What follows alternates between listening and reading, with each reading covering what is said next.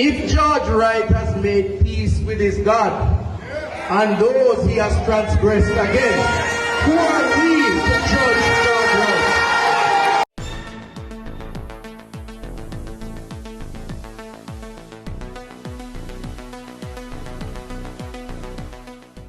Major Babsy presents to you Heart of the World. This prolific album is both inspiring and uplifting. It captures the pain and joy of the people while advocating for rights and justice with tracks like Your Pain, No Mining, Warning, and title track Heart of the World. Play Jam Music by purchasing or streaming the Heart of the World album on iTunes, Apple Music, Spotify, YouTube, and all digital platforms. Heart of the World by Major Babsy, produced by Jam Music Enterprise and Therotype Studio.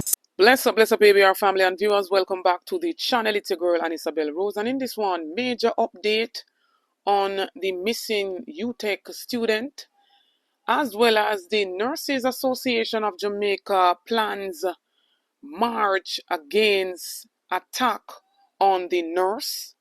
And the People's National Party president of the women movement, Patricia Duncan Sutherland, calls for a safer Jamaica for our women and children. Stay tuned for the details at hand. Don't forget to like, share, and subscribe to the channel. Please do remember to continue to support Martha Couponing Foundation. It's a charity foundation that supports children in Jamaica by sending barrels to assist in back to school. Please to watch out some of the videos, like, share, and subscribe to the channel. Get her to 1,000 subscribers.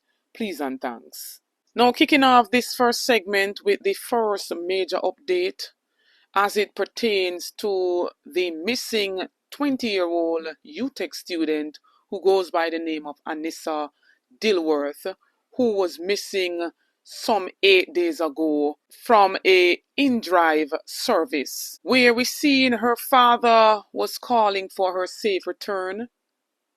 And even the Jamaican people were calling for her safe return. But I had outlined on a live video, due to the fact that how mankind heart have gotten so viciously wicked, I had doubted that she would turn up alive.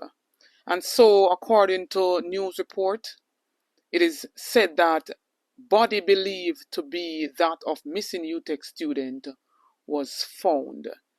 And I must extend my heartiest condolences to the family and friends of this young lady. May her soul rest in peace. And this is not the first time that the in-drive services have been linked to missing women. And so the last time it was a teacher, and it was a 9-day talk, and we seen the Minister of Energy, Telecommunication and Transport said that they would have put things in place, and yet again we have a 20-year-old UTech student gone missing and possibly dead.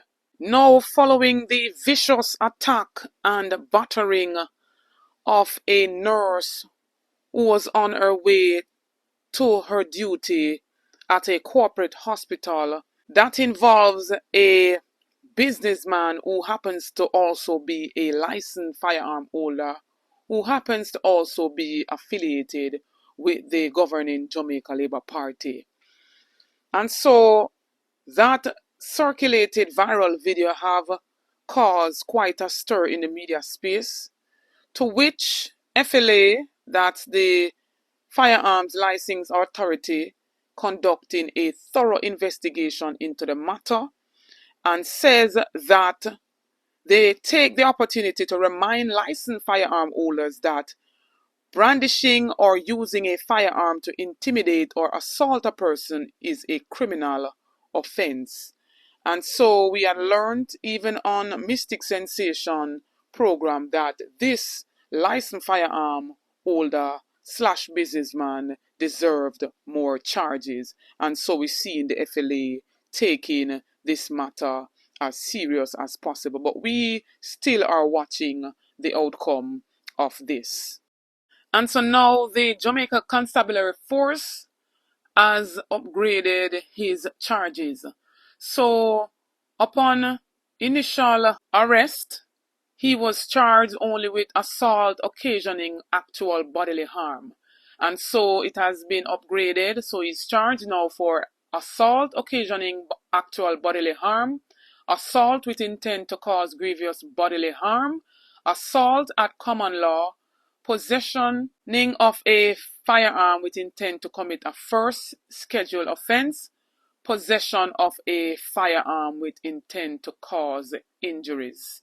And again, shout out to Mystic Sensation, who stated that he should have been charged initially for assault at common law and that he is indeed in trouble as according to his firearm that he used to intimidate and to cause fear upon this nurse. The nurse was brutally assaulted, spat on twice, body slammed, and dealt with like a piece of old cloth.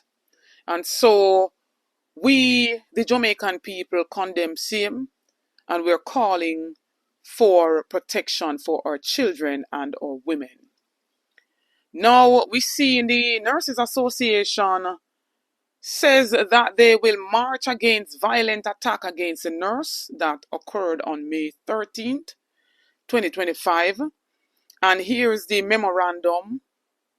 It says the Nurses Association of Jamaica is advising all nurses that members of this association will be marching in collaboration with the members of the Jamaica Enrolled Nurses Association and members of the Jamaica Midwives Association on Monday, May 19th, 2025 to register or distaste at the violence displayed by a member of the public towards a nurse on May 13th.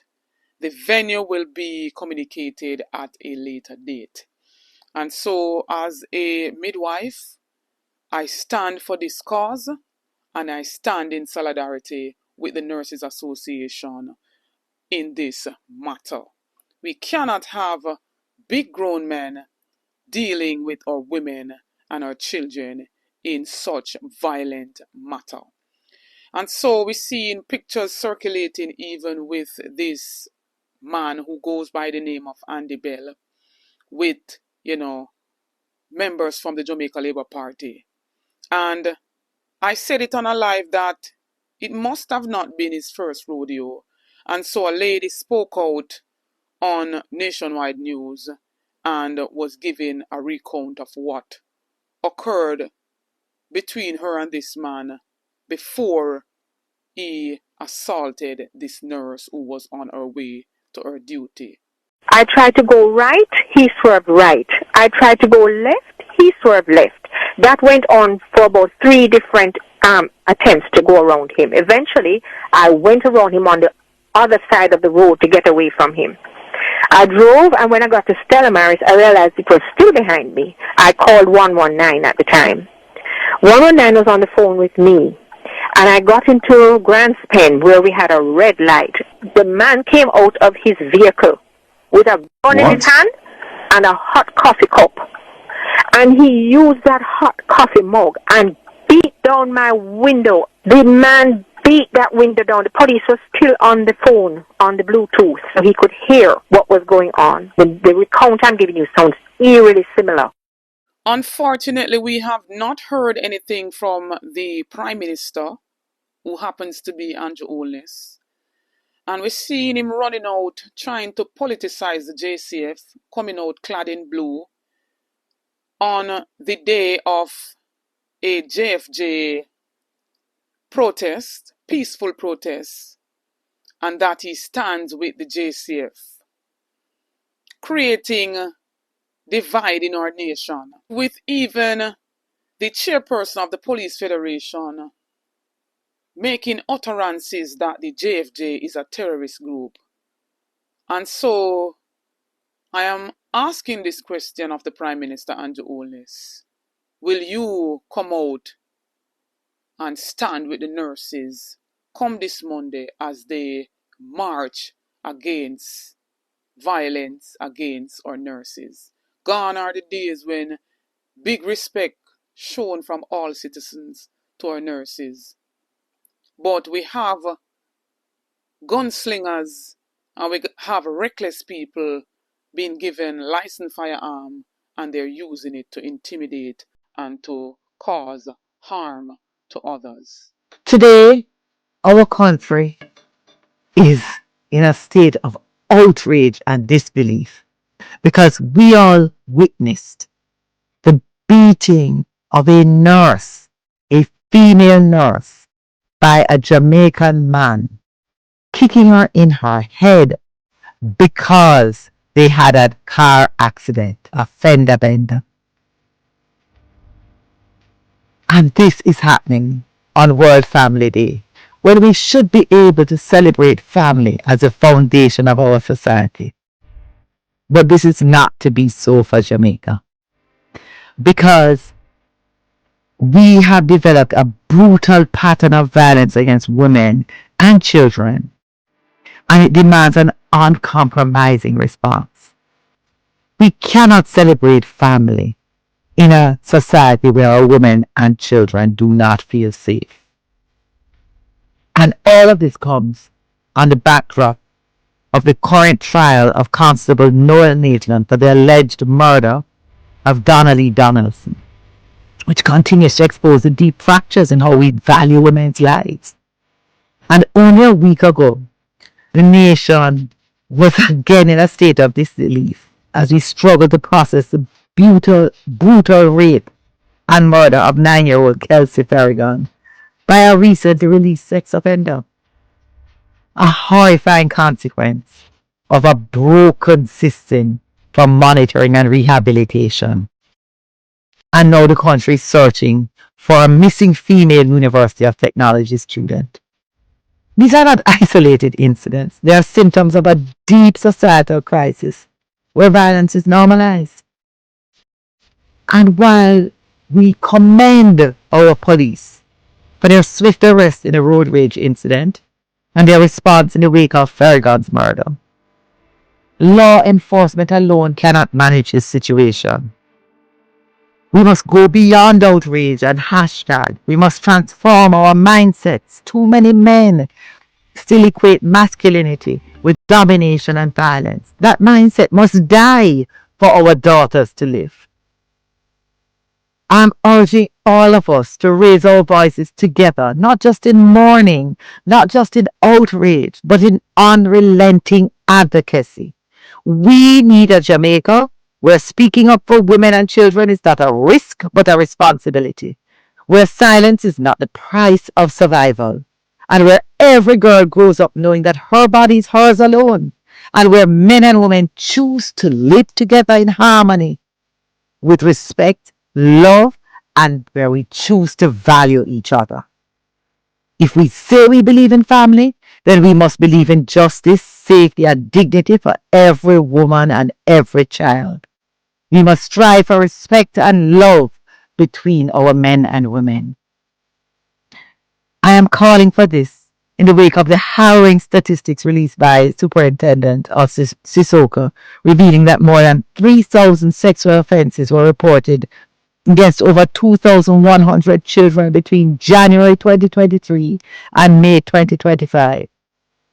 And of the 333 cases already reported this year, rape, grievous sexual assault, or sexual intercourse with a child under 16 accounted for 76% of the cases. This is not just a national crisis. This is a national disgrace. Behind every number is a name. A child robbed of their safety. A woman robbed of her dignity. A family left. We cannot cause social transformation. We cannot have the transformed Jamaica unless we address this. Time comes. ABR family and viewers, drop your comments in the comment section. Let me hear what you say. Don't forget to like, share, and subscribe to the channel on the road to 30K and beyond. Help me to get there. Stay tuned for more updates. Stay tuned for more videos. Get this video to at least 5,000 likes. Big up on yourself.